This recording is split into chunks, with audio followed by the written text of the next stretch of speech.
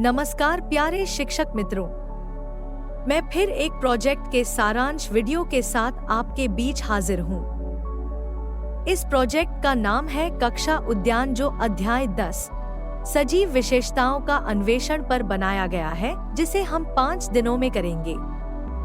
इस प्रोजेक्ट के अंतर्गत बच्चों को विभिन्न गतिविधियों के माध्यम से अपने पर्यावरण के पेड़ पौधों के बारे में जानकारी होगी, जिसका इस्तेमाल करके वह कक्षा उद्यान बनाएंगे। इस प्रोजेक्ट के बाद बच्चे विभिन्न गुणों के आधार पर सजीवों और निर्जीवों की पहचान, तुलना और उनका वर्गीकरण करेंगे।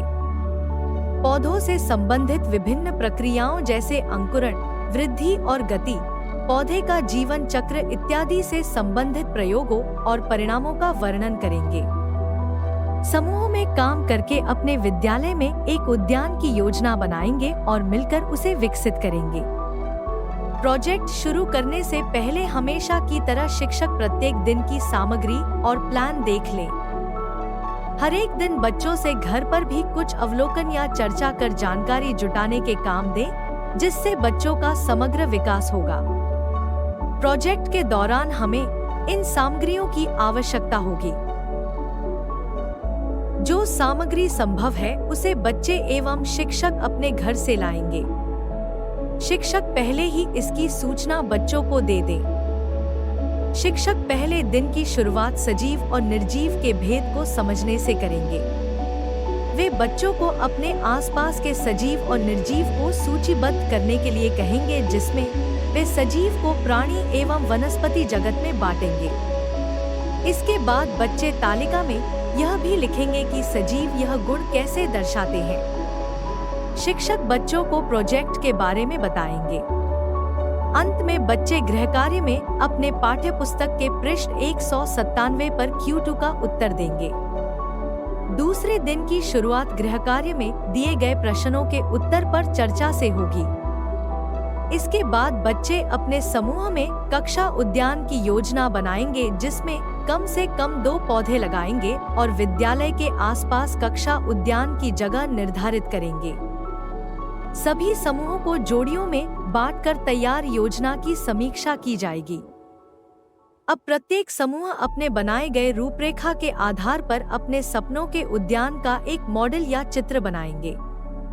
बच्चे गृहकार्य में कक्षा उद्यान के लिए आवश्यक वस्तुएं लेकर आएंगे और प्रत्येक छात्र अपने पसंदीदा पौधे के उपयोग और उसके लाभों के बारे में अधिक जानकारी प्राप्त करने के लिए परिवार के सदस्यों से पूछताछ करेंगे। तीसरे दिन बच्चे अंकुरण की प्रक्रिया को एक प्रयोग के माध्यम से जानेंगे और अवलोकन को तालिका में लिखेंगे। फूल और पौधों के विभिन्न भागों के बारे में सीखेंगे। इसके बाद बचे हुए समय में बच्चे अपने पौधों की रोपाई करेंगे, जिस हेतु वे मिट्टी तैयार करना, पानी देना, देखभाल करना इत्यादि कार्य करेंगे। यह प्रक्रिया वे पूरे 3 महीने तक करेंगे। शिक्षक अगली कक्षा हेतु कुछ मूंग या चने के बीज भिगोकर अगली कक्षा में लाए। इतने बीज भिगोए कि हर समूह के पास 4 से 5 बीज हों। चौथे दिन विद्यार्थी पौधे के जीवन चक्र की व्याख्या करेंगे, जिसमें बीज, अंकुरण, अंकुर, बढ़ता हुआ पौधा, फूलों वाला पौधा, बीज निर्माण और प्रसार के बारे में बताएंगे।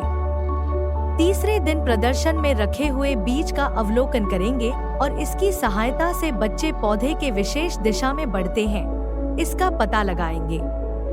अब मूंग या चने के बीज को 2 बोतलों में रखकर उसे अंकुरित करेंगे, जिसके लिए एक बोतल को धूप में हवादार जगह पर रखेंगे और दूसरे को बंद गत्ते के डिब्बे में छोटा छेद कर रखेंगे। इसके बाद बच्चे 5वें दिन की प्रस्तुति हेतु तैयारी करेंगे। प्रत्येक समूह को 3 मिनट प्रस्तुति हेतु दिया जाएगा एवं श्रोता को 1 मिनट प्रश्न पूछने के लिए दिया जाएगा।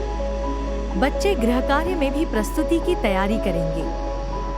5वें दिन बच्चे अपने द्वारा रोपित बीज को देखने हेतु कक्षा के बाहर जाएंगे और उसका अवलोकन अपनी नोटबुक में लिखेंगे।